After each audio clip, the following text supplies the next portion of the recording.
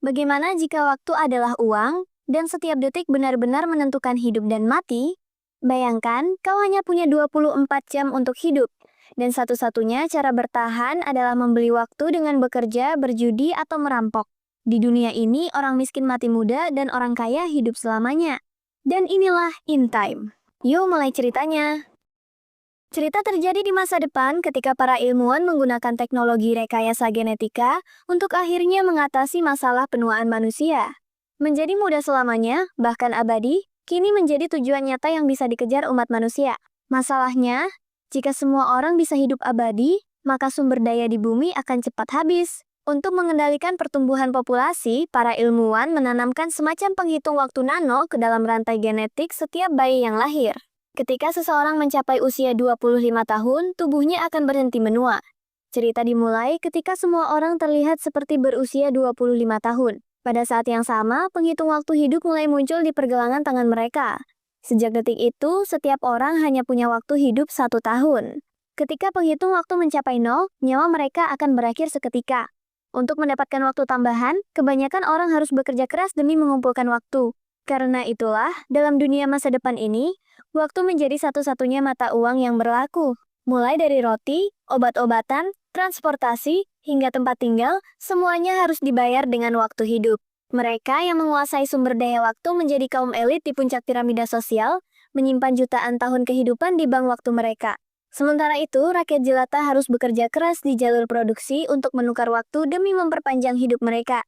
Will, sang tokoh utama yang berusia 28 tahun, adalah seorang pemuda dari wilayah kumuh. Karena ayahnya meninggal lebih dulu, Will tumbuh besar bersama ibunya. Mereka tinggal di apartemen kecil yang dibeli dengan sistem cicilan. Hari itu adalah ulang tahun ibunya yang ke-50. Will bangun pagi-pagi dan memberikan sebotol champagne sebagai hadiah. Botol champagne itu adalah hasil kerja lembur Will semalam, tapi mereka tak punya waktu banyak untuk merayakannya. Karena waktu di pergelangan tangan keduanya hanya tersisa kurang dari 2 hari.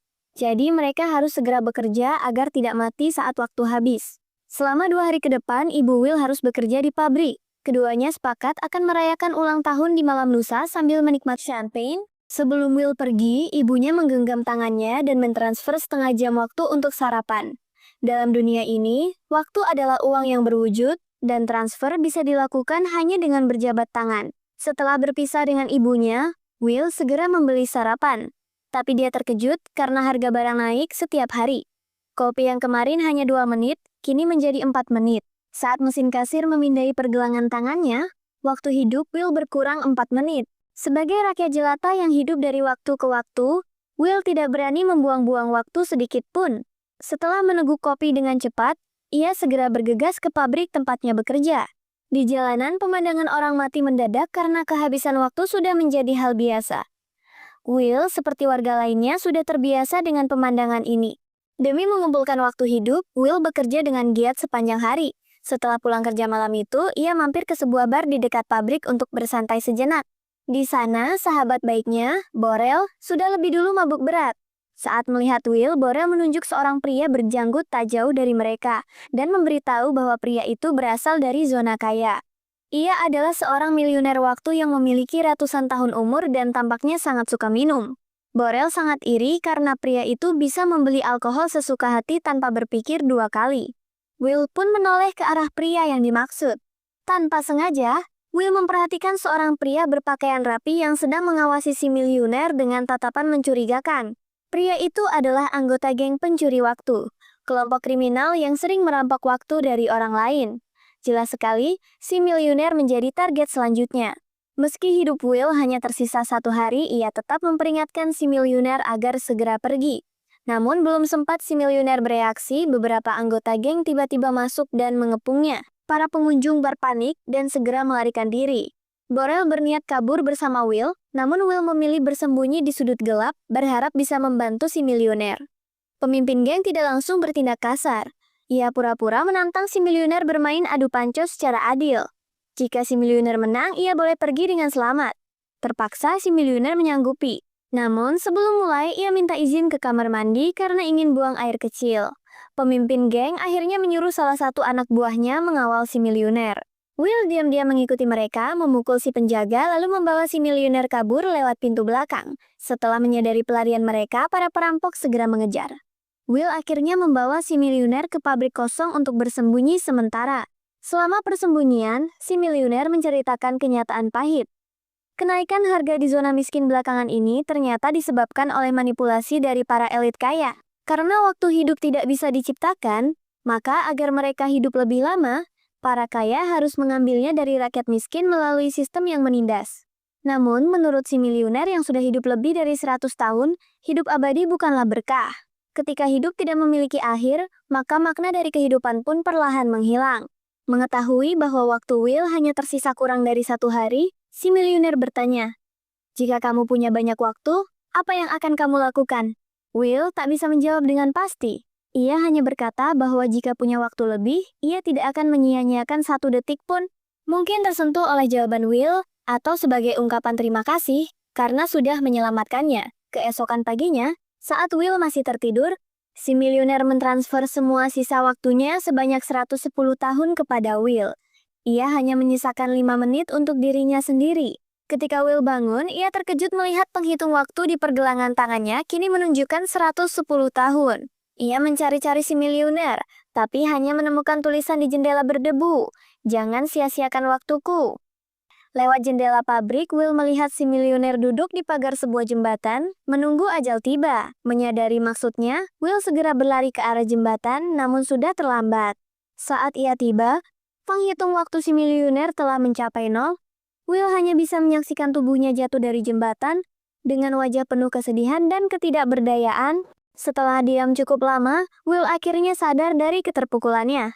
Ia pun menemui sahabatnya, Borel, dan menceritakan semua kejadian yang dialaminya semalam. Borel turut senang mendengar Will sekarang memiliki waktu hidup ratusan tahun, namun juga merasa khawatir. Dengan waktu sebanyak itu, Will pasti akan jadi incaran para pencuri waktu. Untungnya, Will sudah memikirkan hal itu. Ia berencana pindah ke zona orang kaya bersama ibunya, tempat yang lebih aman. Ia datang menemui Borel kali ini untuk berpamitan dan sebagai tanda terima kasih, Will memberi Borel hadiah berupa 10 tahun waktu. Setelah berpisah dari Borel, Will membeli seikat bunga dan pergi ke halte bus dekat rumahnya. Ingin memberi kejutan kepada ibunya sepulang kerja. Namun, di sisi lain kota, ibunya sedang mengalami masalah. Hari itu adalah jadwal mereka untuk membayar cicilan apartemen. Setelah melunasi pembayaran, waktu hidup ibunya hanya tersisa 1,5 jam. Berdasarkan pengalaman sebelumnya, waktu segitu cukup untuk pulang naik bus. Tapi tanpa diduga, harga tiket bus tiba-tiba naik 2 kali lipat, membuat sang ibu tak punya cukup waktu untuk membelinya. Karena itu, ia memutuskan untuk lari pulang. Will, yang masih menunggu di halte, mulai curiga karena bus terakhir sudah datang. Tapi, ibunya belum juga muncul. Ia panik dan berlari menuju arah tempat ibunya biasanya pulang. Di tengah jalan, ia akhirnya melihat ibunya. Tapi penghitung waktu di tangan sang ibu tinggal 10 detik. Keduanya berlari sekuat tenaga untuk saling menjangkau. Namun sayang, saat tangan mereka akhirnya bersentuhan, waktu sang ibu telah habis. Ibunya meninggal tepat di depan Will. Ia memeluk tubuh sang ibu sambil menjerit pilu, "Aku sudah kaya raya tapi kau sudah tiada." Keesokan paginya, Will menguburkan jenazah ibunya, lalu membereskan barang-barang dan naik taksi menuju zona orang kaya. Tapi ia bukan pergi untuk hidup mewah. Tujuannya adalah membalas dendam kepada para elit yang menindas rakyat miskin, demi ibunya dan semua orang yang mati muda karena sistem ini. Will belum punya rencana jelas, tapi ia tahu langkah pertama adalah menyusup ke kalangan kaya. Namun, itu tidak mudah. Jalan menuju zona elit penuh pos pemeriksaan, dan setiap pos memotong waktu hidup dalam jumlah besar. Saat akhirnya sampai, Will sadar bahwa perjalanannya telah menghabiskan 7 tahun waktu hidup. Setibanya di zona elit, ia langsung menyewa kamar hotel dan makan di restorannya. Gaya hidupnya yang tergesa dan tidak santai membuatnya mencolok di tengah-tengah para penduduk elit yang hidup santai dan tak pernah terburu-buru. Aksi Will menarik perhatian seorang gadis kaya bernama Sylvia. Di zona elit, semua orang hidup santai dan awet muda. Sikap Will yang berbeda membuat Sylvia penasaran. Will tidak menyadari bahwa Sylvia terus memperhatikannya. Meskipun kini Will punya waktu lebih dari 100 tahun, biaya hidup yang mahal membuat waktu itu cepat habis. Karena itu, ia memutuskan pergi ke kasino. Will sangat mahir bermain kartu sejak kecil dan berharap bisa menambah waktu hidupnya lewat perjudian. Di kasino, Will bertemu seorang pria bernama Philip Weiss, pemilik waktu lebih dari 10.000 tahun dan pimpinan Bank Waktu Pusat. Sylvia ternyata adalah putri Philip. Malam itu, Sylvia juga hadir di kasino.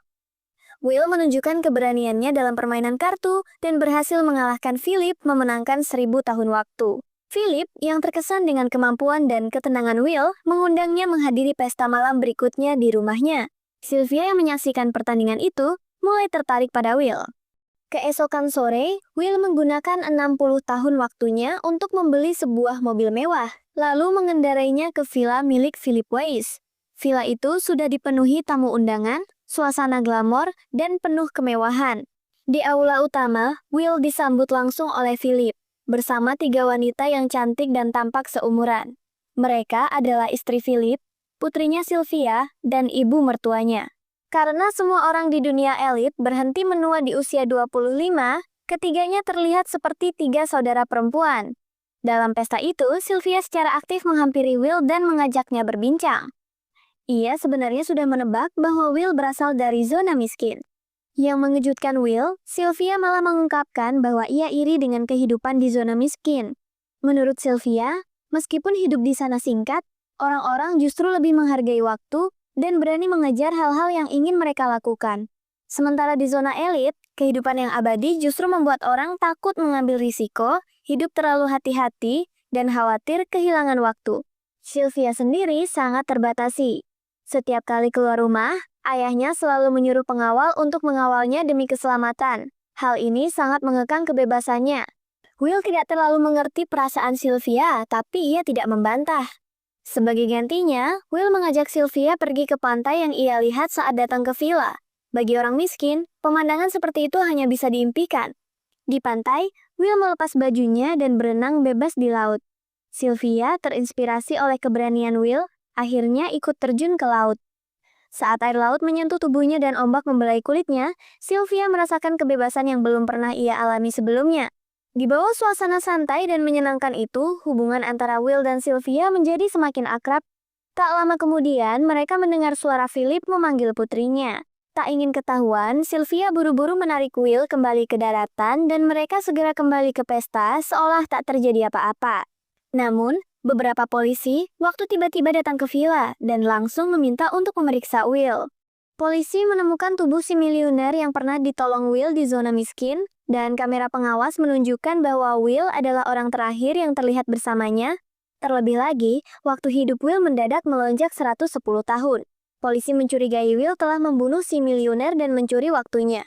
Will mencoba menjelaskan bahwa si miliuner memberikan waktunya secara sukarela karena sudah bosan hidup dan ingin mati, tapi petugas utama Raymond Leon tidak mempercayainya. Tanpa basa-basi, ia memerintahkan 2 anak buahnya untuk menyedot kembali 1000 tahun dari tubuh Will, hanya menyisakan 2 jam untuk menyelesaikan proses penangkapan secara legal. Will jelas tak mau menyerah begitu saja. Ia merebut pistol dari salah satu polisi, lalu menyandera Sylvia untuk melarikan diri dari villa. Mereka naik mobil mewah Will dan melaju cepat menuju zona miskin. Polisi waktu pun segera mengejar. Untungnya, mobil Will sangat tangguh karena dibeli dengan harga waktu yang mahal. Dengan kecepatan penuh, Will berhasil menghindari kejaran dan masuk ke zona kumuh. Namun belum sempat bernapas lega, mobil mereka melindas jebakan berduri dan terjun ke bawah tebing. Will dan Sylvia pingsan seketika. Saat itu, geng pencuri waktu, yang sama dengan geng yang pernah hendak merampok si miliuner, datang menghampiri. Rupanya, jebakan itu memang sengaja dipasang mereka untuk menjebak korban. Ketika Will dan Sylvia sadar, waktu hidup Sylvia tinggal setengah jam, sisa waktunya sudah dirampas oleh geng tersebut. Will panik dan menarik Sylvia berlari ke rumah Borel, berniat meminta sedikit waktu darinya untuk menyambung hidup. Tapi setibanya di sana, mereka justru menerima kabar buruk dari istri Borel.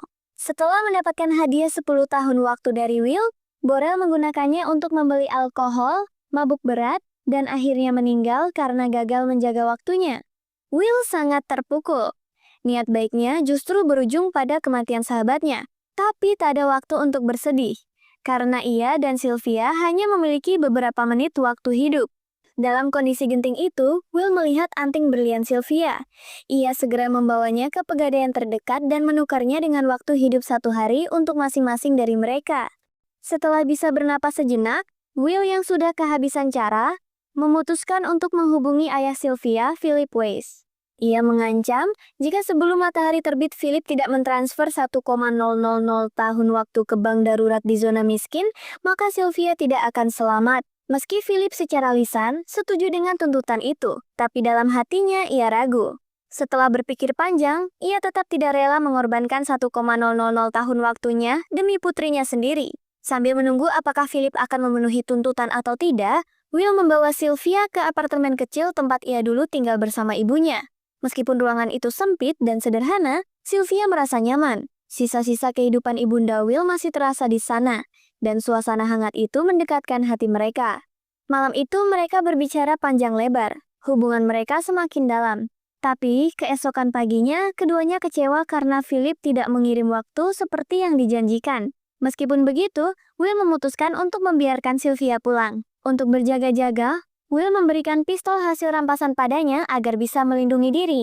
Saat mereka hendak berpisah di tepi jalan, Sylvia tak bisa menahan emosinya dan mencium Will. Lalu ia menelpon ayahnya di bilik umum, meminta agar ia dijemput. Saat sedang menelpon, Sylvia melihat petugas Raymond Leon datang mendekat. Sementara itu, Will sedang duduk di seberang jalan tanpa sadar bahwa bahaya sudah datang. Dalam kepanikan, Sylvia menembak tangan Raymond untuk menghentikannya. Seketika, ia berubah dari sandera menjadi pelaku penyerangan polisi. Setelah itu, Sylvia dan Will merebut pistol Raymond dan hampir saja menyedot waktunya. Tapi mereka terkejut karena ternyata Raymond hanya punya sisa waktu kurang dari 2 jam. Para polisi waktu, agar tidak dirampok saat bertugas, hanya mendapat jatah 24 jam per hari. Will akhirnya memberinya 2 jam dari miliknya sendiri agar Raymond bisa menunggu bantuan datang. Setelah itu, Will dan Sylvia kabur dengan mobil polisi. Kabar tentang aksi mereka menjadi headline berita dan keduanya kini menjadi buronan nasional. Waktu mereka juga sudah hampir habis. Mereka sadar hanya ada satu jalan keluar, melakukan hal besar dan bermakna. Mereka memutuskan merampok bank waktu, tempat penyimpanan waktu dalam jumlah besar, dan membagikan seluruh waktu itu ke penduduk miskin. Mereka hanya menyisakan beberapa hari waktu hidup untuk diri sendiri. Setelah itu, mereka beraksi lagi, merampok beberapa bank waktu lainnya, demi menyelamatkan rakyat miskin yang hidupnya diambang kematian. Polisi akhirnya berhasil melacak lokasi mereka. Suatu malam, ketika Will dan Sylvia baru saja menginap di sebuah penginapan, Raymond dan anak buahnya datang memburunya. Mereka harus kabur lewat jendela. Berkat pengetahuan Will tentang zona miskin, mereka berhasil lolos dan kembali bersembunyi di hotel lain. Namun, tak lama setelah mereka beristirahat, 4 anggota geng pencuri waktu kembali muncul. Rupanya mereka mengincar waktu hasil rampokan yang disimpan Will dan Sylvia. Pemimpin geng, orang yang sama yang dulu menantang adu panco si miliuner, menantang Will duel panco dengan taruhan waktu hidup mereka. Jika Will kalah, waktunya akan dirampas. Will pura-pura lemah, membiarkan dirinya hampir kalah. Saat para pencuri lengah, Will memanfaatkan kesempatan untuk berbalik menang dan menembak 3 anggota geng lain dengan pistol tersembunyi di sepatunya. Pemimpin geng kehabisan waktu dan mati di tempat. Tapi belum sempat lega, suara sirine polisi kembali terdengar. Will dan Sylvia naik ke atap hotel dan melarikan diri. Di tengah pelarian, Will melihat layar harga digital toko yang menunjukkan kenaikan harga ekstrem hanya dalam beberapa menit. Saat itu ia sadar perjuangan mereka belum cukup. Meski mereka membagikan waktu ke rakyat miskin, sistem masih dikuasai para elit. Selama harga masih bisa dikendalikan dari atas, waktu akan selalu kembali ke tangan orang kaya. Satu-satunya cara untuk menghancurkan sistem adalah dengan merebut jumlah waktu yang sangat besar. Sylvia teringat, ayahnya adalah pemimpin bank waktu pusat. Di sana terdapat satu mesin khusus yang menyimpan 1 juta tahun waktu hidup. Keesokan paginya, Sylvia datang ke kantor ayahnya untuk mengalihkan perhatian para penjaga. Will menyusup di antara mereka, menyandera Philip, dan berhasil menggunakan otoritasnya untuk mengakses mesin tersebut. Philip mencoba membujuk mereka agar berhenti.